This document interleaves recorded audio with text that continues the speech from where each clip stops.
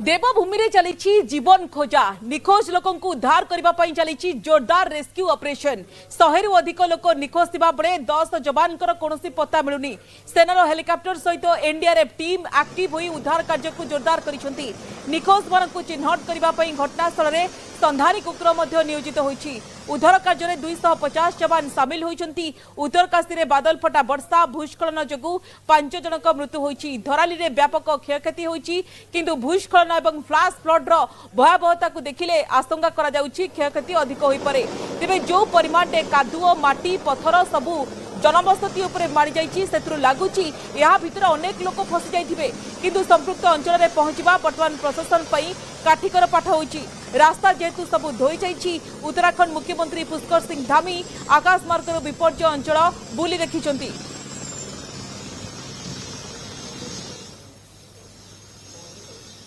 Sir मैं यहीं पर था उस टाइम यहाँ करीबन आपका 1:30 बजे का समय था।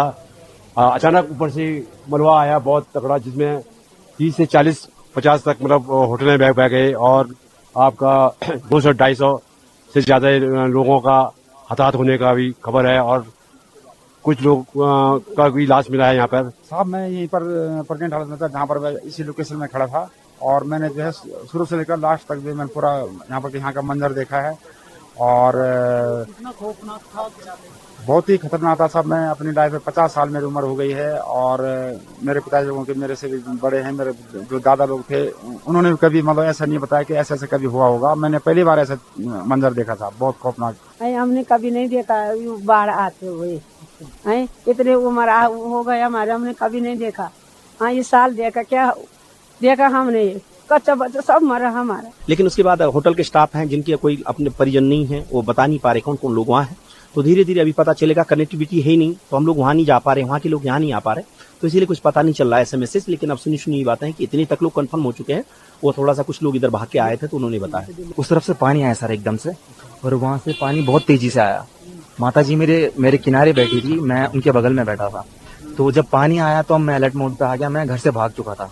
उस टाइम तक वो काफी मुझे लेट हो चुकी थी। मैं सोच रहा था एक टाइम पे की वीडियो बनाऊं, लेकिन वैसा मैंने किया नहीं। तब तक मैं नीचे आ चुका था। यहाँ से मैंने काफी सीटियां मारी, लोगों को बचाने की मैंने काफी कोशिश करी।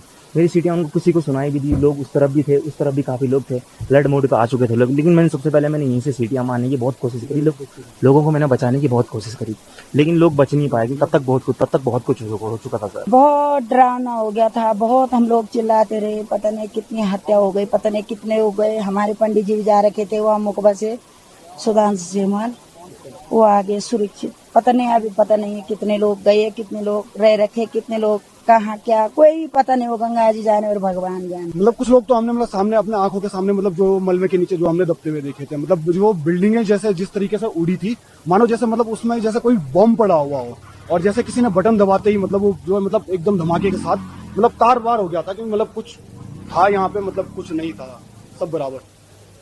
मैं डीआईजी गंभीर सिंह चौहान, मैं डीआईजी हेडक्वार्टर एनडीआरएफ हूँ और साथ ही मैं उत्तराखंड हिमाचल जो पूरी नॉर्थ इंडिया है उसका जो डिप्लॉयमेंट उसको देखता हूँ। अब ये जो धराली में आपदा आई है उसके लिए हमारी टीमें लगभग 4 टीमें हैं, लेकिन चूंकि रास्ता जैसा सबको मालूम है कि सड़क टूटी होने की वजह से नहीं पहुँच पाए हैं। लेकिन कल जो हेलीकॉप्टर्स के माध्यम से 35 लोग पहुंच चुके हैं और अभी हमारे जो मॉर्निंग से आप देख रहे हैं हेलीकॉप्टर्स जाने शुरू है, उसमें हमारे लोगों की आवागमन शुरू हो गई है। साथ ही वहाँ पर जो कम्युनिकेशन का इशू था, आज सुबह ही हमारा जो एक QDA होता है उसने भी काम करना शुरू कर दिया। कुछ सैटेलाइट फोन भी हमारे वहाँ पे काम कर रहे हैं, जो कि इस ऑपरेशन में एक बहुत बड़ी मददगार साबित होगी। बाकी वहाँ पर पूरा स्टेट एडमिनिस्ट्रेशन, आर्मी, ITBP और NDRF, SDRF सभी इवन स्थानीय लोग काफ़ी मिलकर इस आपदा का सामना करने में एक दूसरे की मदद कर रहे हैं।